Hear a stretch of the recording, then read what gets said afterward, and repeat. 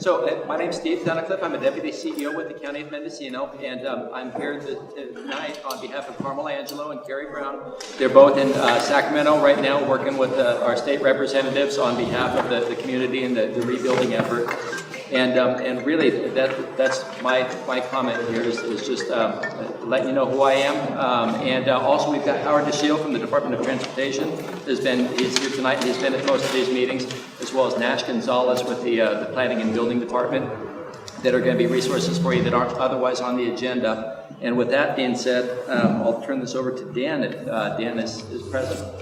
No, Dan? Okay, well then, right to Tammy. Thank you all for coming tonight. My name is Tammy Moss-Chandler, and I am typically the Director for Fire Recovery for the county, working in the Executive Office with Steve. But for the last 2 weeks, Steve Tunnicliffe actually has been covering all the day-to-day activity for recovery so that I can focus with a smaller team with the California Office of Emergency Services to address over-excavation and look at what could be done around helping through a first-of-its-kind state program to address over-excavation related to debris removal. So I'd like to ask Jody Travasero to come over with me for a minute so that you can see Jody. She has several people. So we know that through these community meetings and what started as our discussions in November and December and some concerns that we were hearing about potential over-excavation, as well as a lot of questions because we've never had a disaster of this magnitude in Mendocino County. A lot of questions about what was happening with debris removal and what you could expect as a fire survivor through the debris removal process. We set up back in January a process through the state with FEMA and the U.S. Army Corps of Engineers to start to track and address your issues. And that's when in January, the U.S. Army Corps of Engineers really promoted their 877 phone number that many of you have called if you have an issue or concern, not just about over-excavation, but any issue or concern related to debris removal. So you may have seen in the news that 877 number, today is actually the last day for that phone number to take new complaints or concerns related to debris removal for the entire region. And this actually was the first time that the state of California, through the Office of Emergency Services, actually had to request federal support at this level and bring in the U.S. Army Corps of Engineers. And so we worked really closely across the whole region, and Jody has been our leader, what's called a branch director now, throughout the whole region to support Sonoma, Mendocino, Napa, and Lake County. And all 4 of our counties had the U.S. Army Corps come in and do our debris removal and help in this huge devastating disaster. So we just want to thank you, Jody, for what you've done to listen to our concerns over the last few months and then help advocate for this special program that we want to make sure everyone's known about. So if you're here tonight, you probably are going to wind up hearing about it at least 3 different ways because someone from the recovery team is making phone calls to everyone we know who's a property owner. There actually was a mailing that went out this week as well that looks like this, that you'll get in the mail with other information about the resource room and other resources available that I'm grateful that MROC and John Kennedy are going to share about tonight. And then we certainly have, asked the newspaper and others to cover this and for friend to friend, for you to reach out to your friends, your neighbors, and help us know. And Zoe, actually, if you've gotten a phone call before this week, it's actually Zoe. Zoe's like the one person you'll hear the most from to schedule anything, to get the details, to follow up. And then Kirsten on our team and Joy are also doing the reach out calls this week for anybody we already haven't made contact with to just make sure everyone knows about it. So that's what we've been doing as a county, but I wanted you to share a little bit about the program that's happening right now, if you could. You bet. So this is the first time, as Tammy has said, that the state has reached has actually been unable to address a disaster of this scope and scale and actually had to call the Army Corps of Engineers in. This is a massive undertaking, as you know. I know we've talked about this a lot. There were over 8,500 structures destroyed, and Mendocino provided us, with open arms, allowed us to come in and assess how we could try and solve this massive problem and clearing the debris to mitigate against a public health hazard, of course, and also to try and help move the community toward the rebuild effort. So, this was just massive, is all I can say. So with 80% of the destruction in Sonoma, we still wanted to make sure that the major, that we have a strong presence here. You may have seen a lot of these black shirts that have been running around for the past 6 months. I have been here since October 8th, and it's my pleasure to serve you. So first of all, it's a beautiful community. About the program, I think you all know that what we tried to do is maximize all federal assistance for California. This is a $1.3 billion cost that the state of California is not paying for. Okay, it's our tax dollars that absolutely pay for this to the federal government. So the federal government has come in and truly helped move our community in California toward a recovery effort that the state literally could not do. And because the Army Corps was here to do this, we were able to send other state assets down south as we had other communities and other counties impacted. Debris is always the most complicated process. Your parcels here are very complicated with multiple structures and items across the board and different geological sort of complexities. And we did have these engineers come in, as you know, to try and remove the major debris. So when we found out or heard that, that there may have been too much taken in our effort to do things quickly, we wanted to make sure we did our best to remain, to do the right thing and come back and make sure we do our best to make sure that we replace, if there was too much soil taken, that we replace that soil to where we had agreed to leaving the parcel at. So the state joined with the county in what's called a unified command, and that means the county and the state go out and address every allegation of over-excavation or every concern of over-excavation, whatever it is, the issue. So we go out together and they assess, and we've never done this before. The state's never brought fill into properties after a massive debris cleanup, like the Valley Fire, for instance. We didn't do this. And we, I think, finished the first property today, or at least it'll be tomorrow. And I'm hearing, I had a phone call from the parcel owner who's wonderful, and let's just say they're very happy. So I want to thank you for your patience. I know this has been, we committed to getting everything done by early 2018, and we think we're pretty much there across the region, but this has really been very trying for a variety of reasons. So with that, I think you're working closely with your county. Your county has been tremendous advocates for you. I think the county went and spoke to the governor's office specifically about this program to make sure we bring it. But we said we weren't sure how that would work, and we created a new system and protocol to make this happen. So I have to say your county is amazing. I'm going to call out Tammy, Steve, actually everybody here, Zoe, and they went truly to the governor's office to say, this is what we need, and we need help. So great job on that. I think we implemented the program within a couple weeks. And I'm going to say, because of Mendocino's patience and willingness to go through this process, we're actually going to be able to serve the other communities who have maybe similar issues. So it's very helpful that you've been able to work with us and make this happen. Thank you. Yeah. So that's great. So we can answer other questions, but okay. I think, so May 1st, the state officially kicked this unified command structure off with us. And so 2 weeks into it, we've actually gone and assessed over 80 parcels so far of people who've called in and had concerns through the county's number. And there's plenty of flyers here as well, but that number, just even for the video, is 707-234-6076. So 234-6076. And when we go out, like Jody said, it's either myself or Rick Eller. Rick's here. Rick or I, and then we have a counterpart with Cal OES, and so far it's been Sean Smith or John Melendez. And Sean Smith is actually oversees debris removal for the entire state of California out of the governor's office, because this is the first time they've done this. And because we're the pilot, we're the first county to do this, they have been working really closely with us every single day at the county building to develop a new program and to develop it as we're trying to get services done at the same time. So like Jody said, we actually have gone fully through to get grading permits for the contractor who's doing this work. All the contracts are through the state. The state is covering 100% of the cost to do this for those houses that qualify.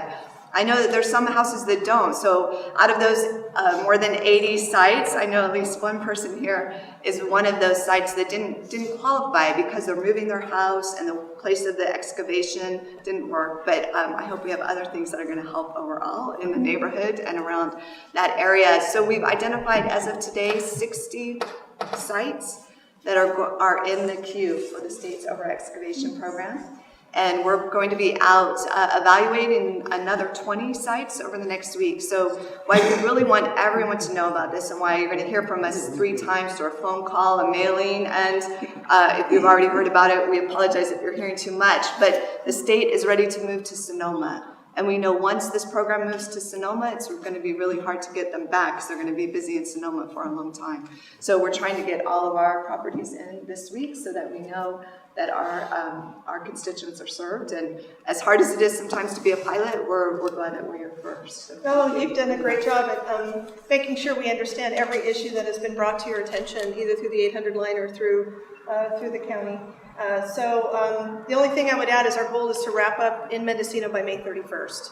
And that's a big deal. I mean, but that's what we're committed to doing things rapidly. Our goal was always to get things done quickly and make sure everybody's, ready for rebuild is what we would say, as close as we can. I mean, there's always work that has to be done. Sometimes, even after debris, you have to bring in more fill. You have to compact that. I'm no expert, but gosh, it's already a tremendous effort to rebuild, and we want to do what we can to help you with that.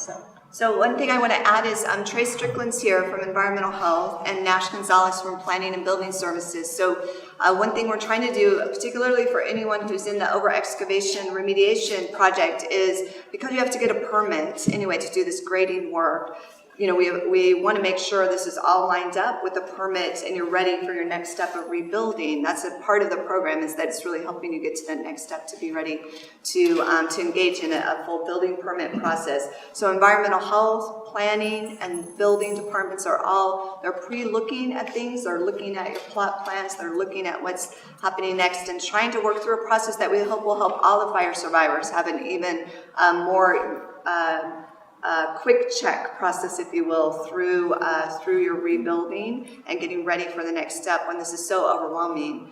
I can only empathize in the tiniest way that I never planned to build a house, and it is so much information. Bill's laughing because he saw me one day trying to understand planning and building code, and Nash Gonzalez has been very patient trying to help me understand it, but it's really hard to understand for someone who doesn't work in the field and doesn't understand everything you have to go through. So we're really trying to help improve any information we give to you to help you through those next steps of the process, but we know it's hard working with the government and through the government, and so we're trying to help get through that process.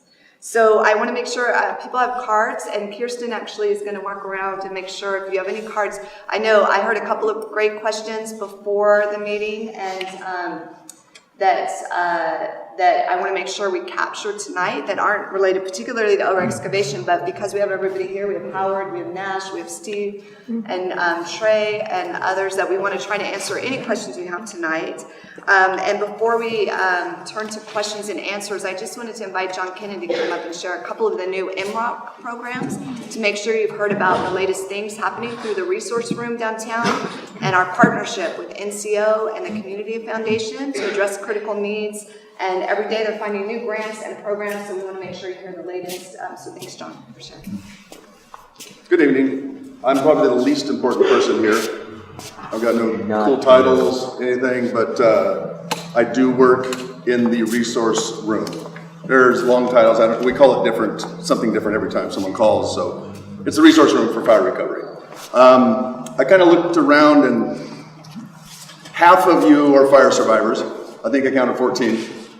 Most of you have had an opportunity to come in and talk to us for whatever reason.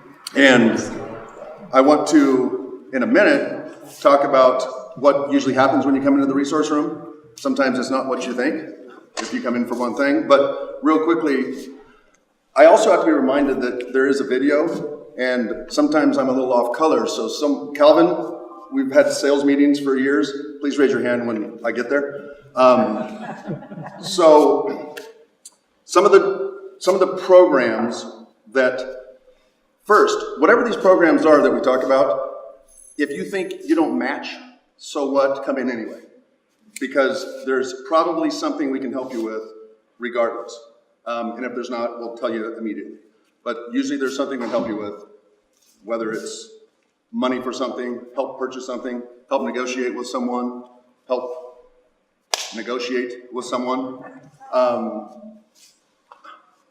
mediate, we say. Some of the newer items that were approved to help folks with, one is a senior respite. So if you're a senior, I don't really know what that is because I started getting my AARP card 2 years ago. So I still think I'm too young for it, but whatever the senior is, I think it's 55 or something. 60? Okay, 60. Calvin? Almost. Okay. There is money or some sort of assistance for seniors for pretty much anything you can think of. If you need some help with anything, some work around the house, cleaning up, whatever, if you need a retreat, you just let your imagination go wild and there's probably something that will fit. Also, we have for animal habitat needs. Most people come in and say, can I talk to you about that chicken coop program? Because it seems like the most popular animal habitat item is a chicken coop. So there are a lot of chickens out here, or they're going to be. If there were, yes. So if you need some help with corralling your dogs, a horse, chickens, whatever, anything to do with animal, come in and please talk to us. Kids Fund. There's also money, services, whatever available for kids-specific activities. They like gymnastics, karate, swimming, music, whatever. Come talk to us and we'll figure out a way to get something for your child or some child that you know. I want to ask also, so most faces in here I've seen, I know almost everybody's name in here. Hi, Charlotte. And you've all heard a lot of the same stuff. So what I do ask, if you can, please try your best to tell other folks just to call. Don't have to memorize anything we just talked about. Just say call the resource room. And before I leave, I'm going to give you my cell phone number. That's the best one. Who I work for, NCO, hates it when I give out my cell phone number because they think I shouldn't. But I don't care because it's easier for me too, just to call me on my cell phone. So please share with others to just call us to see what we can help with. So if you come in, we also do critical needs grant. That's what's been going on for a long time, to help you stabilize housing, to get your utilities together, septic. Yeah, thank you for reminding me. Septic, if you need your septic inspected, we will just do that. It's not required. The county is not requiring anything to be done with your septic if you're not having to do anything to your septic. But as a courtesy, we will provide an inspection for you, for your information only, to make sure that you are satisfied that you're going to be okay once you hook up. Okay? So that's another reason to call us. Power pole. A lot of folks came in asking for a temporary power pole. Then we start talking. We realize that you need permanent power poles because of where your house is and where it's going to be in proximity to PG&E's pole. So we've installed a lot of permanent power poles and helped restore electricity.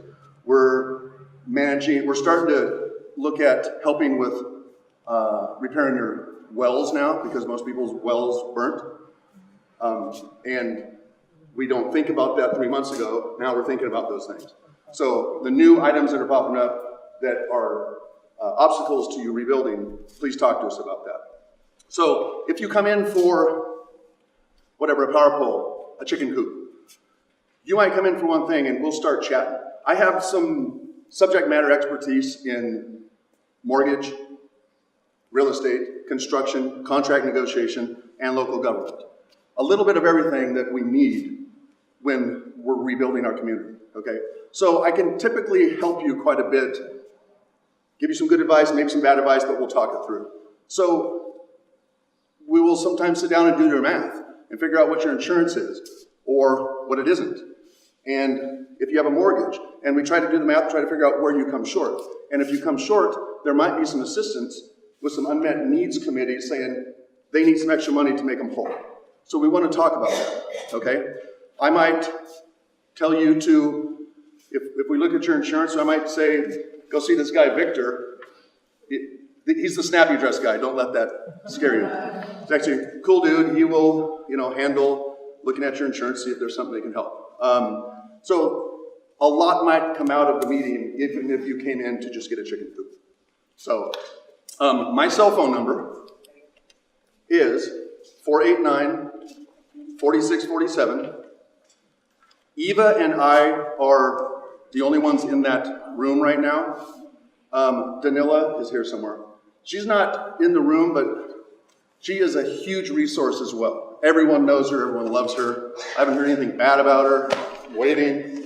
But next week Eva is gone, so I'm the only one in the room, so call Danila too. So she'll send over. So if you didn't get my number, it's 489-4647.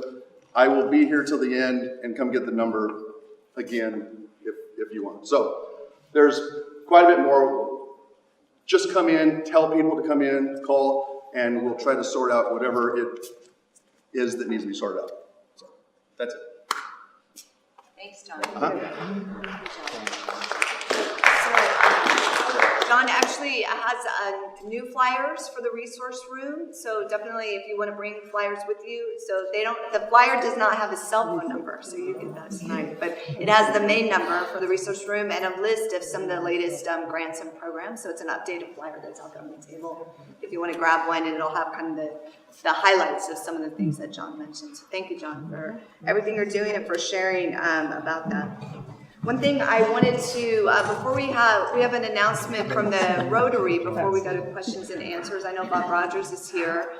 I wanted to just give you a little bit more information on the next steps. If you're already signed up for over excavation, if you've already had your site visit, and if you've been told yes, you're going to be in the program, then what Zoe has tonight is she has some letters, and she's contacted you if she wants you to sign off for the for your overview of the grading permit and making sure that you've signed off that the state's contractor Suka can get the grading permit for this.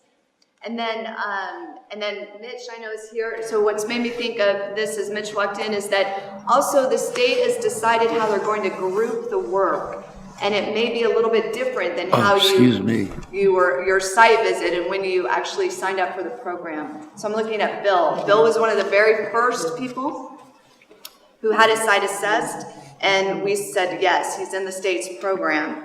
But the state actually started their first project this week on East Road.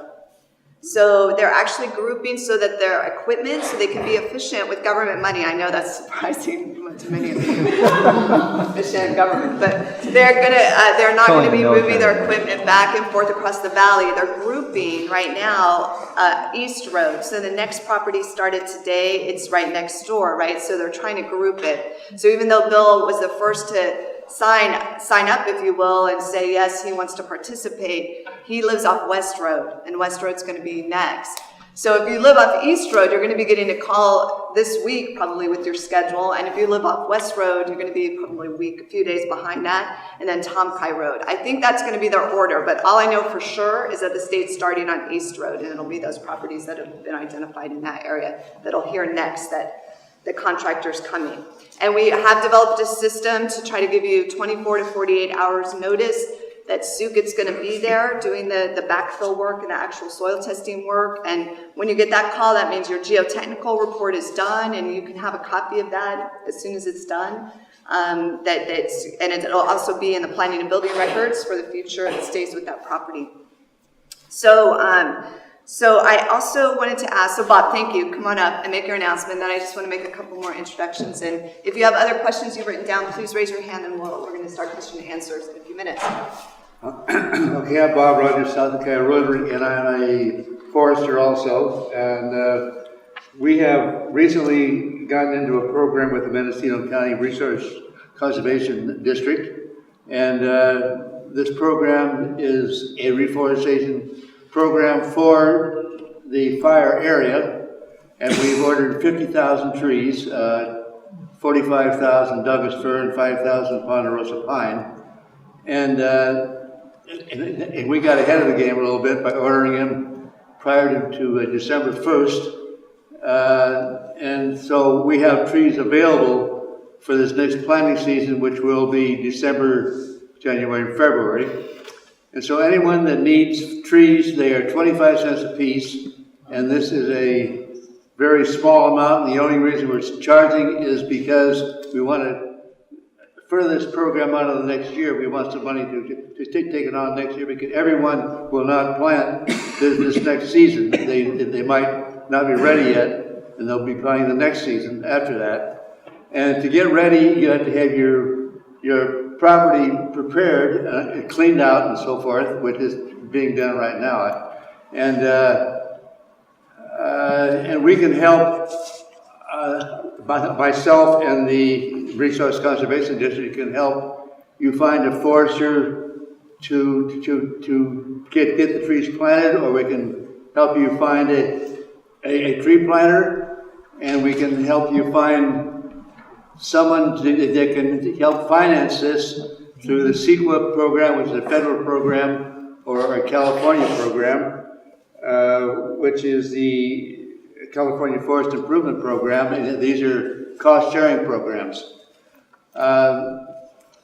And these cost-sharing programs is through the National Resource Conservation Service here locally.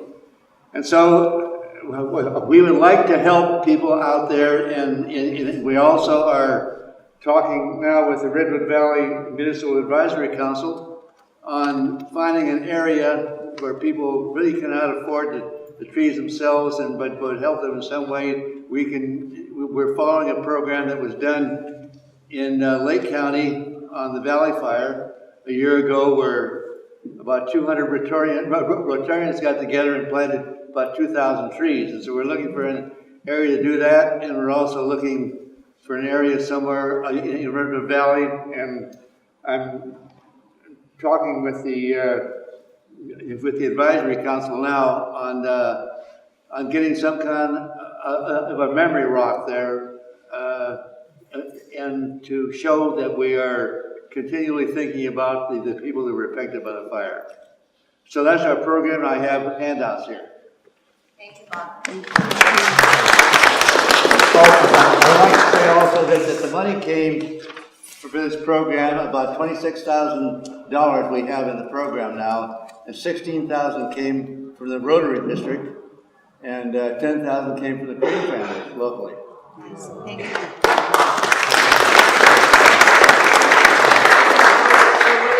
For what Rotary and other civic clubs in the area have been doing. And Bob, I want to make sure that you meet Bill behind you. He's in the hat over here. So I want to make sure you guys talk, because Bill is our person.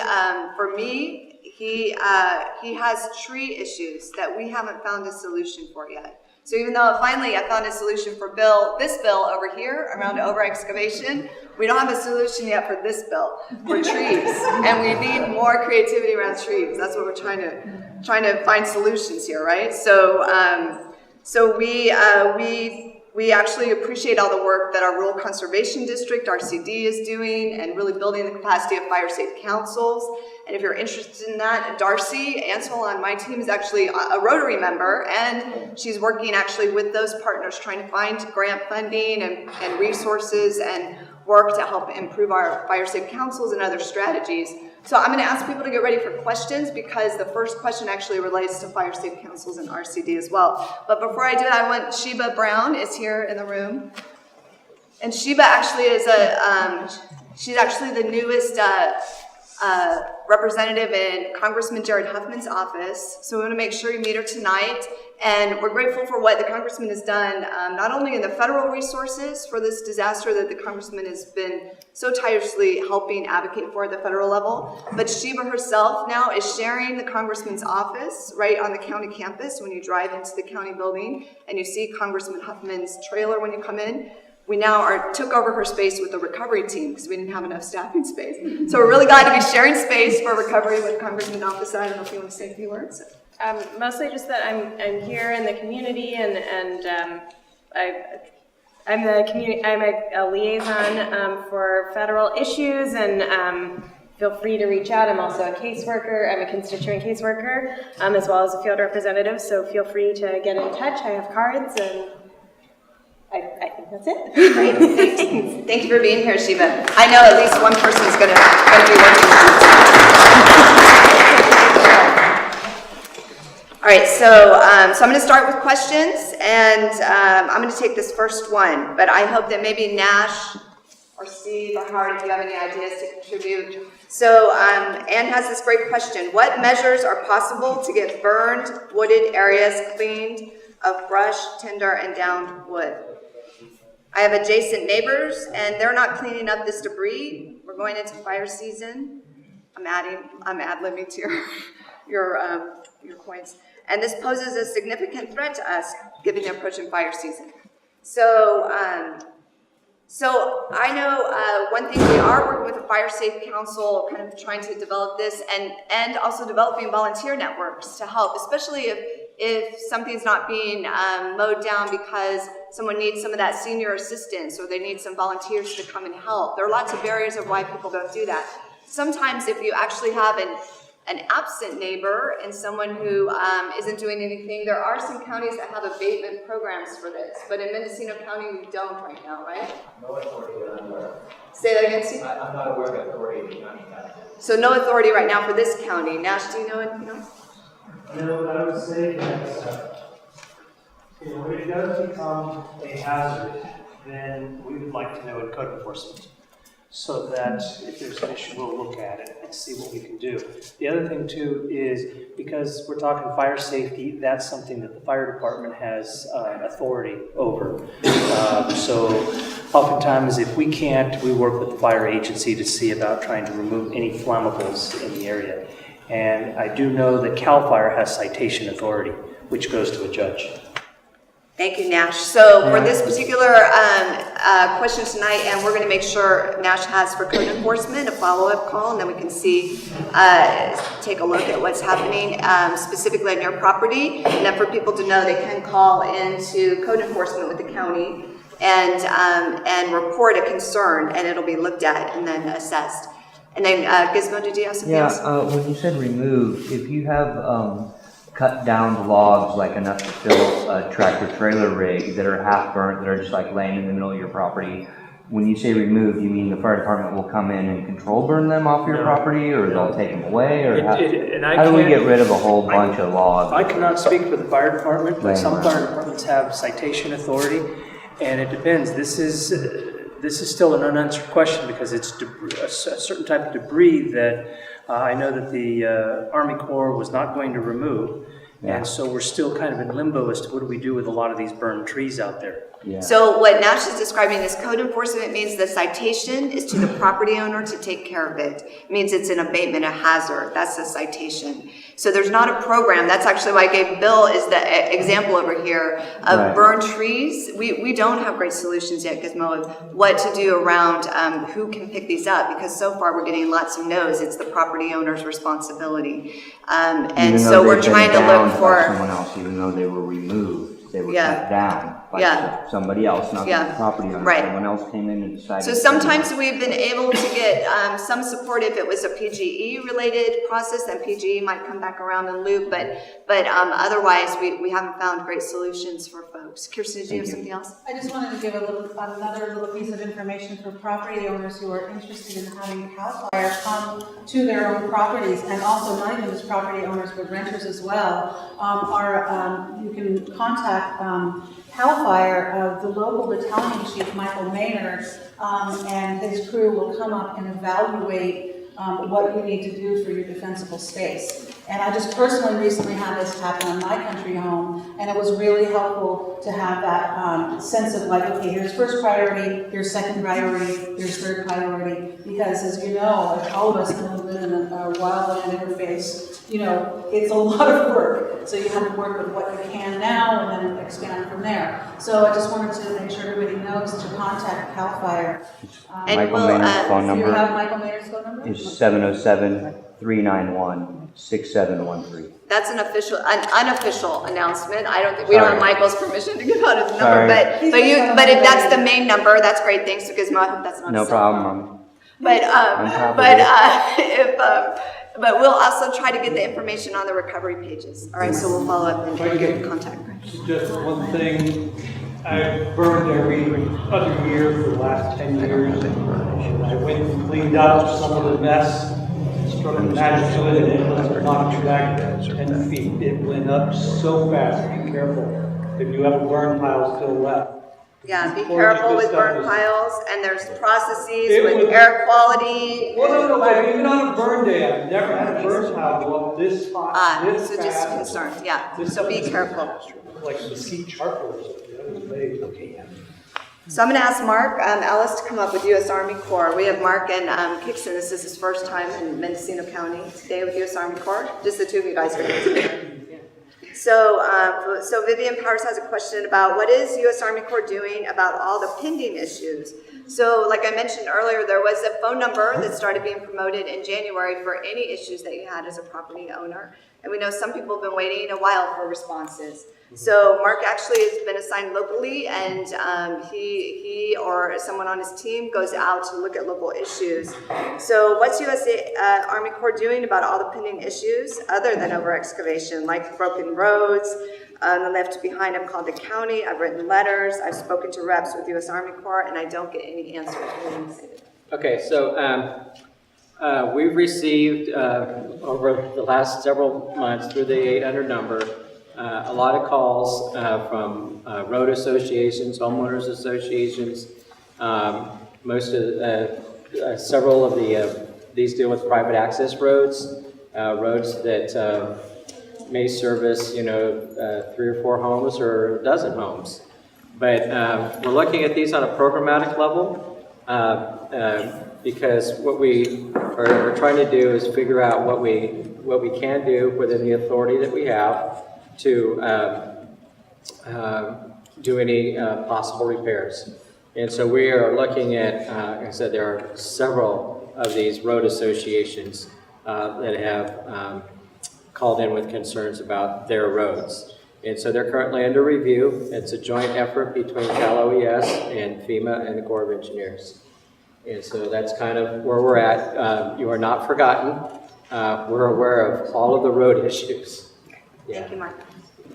So, Vivian. So is it just road associations or other concerns from individual owners that you're working with? So we, from the right of entry, we have a limited, authority that we can do within each individual parcel. And so that's one issue. And then second to that is, once we leave a county road, which is the county responsibility, there's a lot of private roads. And these private roads are often, some have associations, formal, and some are informal. And so we do what we can on the homeowners' roads, and the ones that I mentioned that we're still reviewing are more of the public access, or not public, but private access roads, or association type roads. And so it gets tricky once we leave the county roads as to what we can and can't do. So Vivian, I want to encourage you. So Sheba, I want to make sure you and Vivian are connected because she's had a long-standing U.S. Army Corps concern, and as part of this piece, Mark probably doesn't want to be here for this part. The county feels your pain that we can't get an answer for you. Is something going to be done or not? And just to know, if no, let us know, right? So we can know how to proceed. And so I think that frustration of looking at each issue, they do have a lot of issues across the region, and they don't have quick solutions as much as the state might have through their federal process. And so it is a big frustration. So I can add, I think that some of you probably noticed that over the course of the initial debris removal, that many roads received gravel, or some of them were just filled dirt. We came in, we filled some ruts, some erosion, but this was so that we could access the property. This was not meant to be an improvement. This was so that we had a safe access so that we can get equipment in and out. And as a result, that material, we didn't take it back, we left it. So there was a benefit to those who lived in those areas, that they've got basically free rock, free roads. Some of them were graded and what have you. And I think for those who live adjacent to that, they're going, hey, wait a minute, that road got something and I didn't. And that's the reason they got it, is because we needed safe access to that property. Yeah, my concern is I had better roads to start with before the Army Corps of Engineers and there's contractors show up.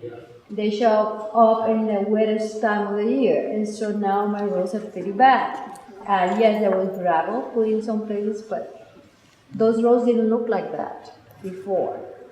And I talked to many people, and they said, "Don't worry, your roads are going to be fixed." No, and then all of a sudden, there had been so much silence on the issue that I said, "Wait a minute! They said this would happen, so now what?" Yeah. So this is why I want to make sure, Shiva, and I know Callie, as we know, Vivian, this is you speak for a lot of people who have the same concern, and I'm going to go to the next question because it's related. Okay. So I really appreciate Ron asking this question. So Ron has a road in front of his house. He lives at 2350 Road L. This road used to be, in the wintertime, there might be a little bit of water. This winter now, after all of the work that was done down Road L, which is a private road, you can't drive an ambulance through there. If there was a 911 call, they'd have to go a back road around. They can't even get through. So I brought up this issue because there's not a road association or a private owner who had called this in. And I brought up this road several months ago, and I also heard as a county official, something will be done for this road. Nothing's been done for this road, but because of the public health and safety issue and because they're doing over excavation under the same reason Mark gave of having access down the road for the over excavation project, the state has committed to help us with this road, but we know there's still a lot of roads that are going to be a question of concern. So Ron's just making sure, because he heard from the state, what you heard from the Corps before too, right? That this is going to be brought up to grade. It's currently really depressed due to all the truck traffic. And OES said he wants to make sure that they're really going to be able to do it by May 31st when you heard that deadline tonight. So I appreciate you bringing up this issue because we will be making sure. And we're working really closely with the state every day. So I feel more confident that we will have this one addressed. But we will make sure, Ron, and follow up on your question specifically with our team with Cal OES as well. Okay, thanks, Ron. So other questions that didn't make it up to me yet? Any other announcements while we're here? I know it's a short meeting. Thank you, especially if you came from all the traffic. And if you actually want to sign up tonight to get an over excavation visit, if someone hasn't come out to your property, I want you to see Kirsten, right? It's going to make sure that you get signed up tonight. And then if you have a call from Zoe for a letter, she's going to stay and we're going to help her. Or even if you didn't get a call from me, but you had a site inspection. Oh, if you had a site inspection, she may have your letter tonight. So if you had a site inspection already, please check in with Zoe and me and we'll make sure you get signed up. And we'll be here as long as you need for individual questions. Oh gosh, you should have written this on a card. Say this, tell me your name again. I know we know each other. What is there, if anything, that can be done for the people who are brought in? Yeah, it's a really important question. So some people already started their rebuilding process. They didn't wait for this, and it took a while. Like Jody said, it's taken a while for us to figure out what could the state do to help, what could be done. So we don't have a solution if someone moved forward already. We're happy to collect your address and information. We've asked if anything can be done, but there's not a solution right now. Really, the folks who will be able to benefit immediately from the program are folks who haven't done anything yet, and it doesn't feel fair. Yeah, let's talk and see what we can gather. Yeah. So let's see what we can try to bring forward, but we don't have a solution yet. All right, so if you're in that situation, talk with me as well. And Swin's here. We'll make sure between Swin, Darcy, and Zoe, we have letters that we get you signed up. All right, anything else? You've already signed. Thank you. I just want to make sure I catch everybody.